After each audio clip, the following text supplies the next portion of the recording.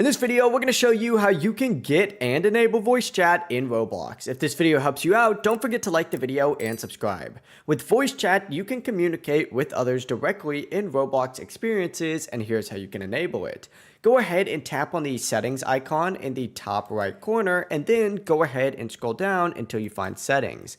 In this settings section, you're going to want to look for the option that says phone number right here. Go ahead and click on the option that says add phone. From here, enter and then verify your phone number. Once it's confirmed, simply hit done.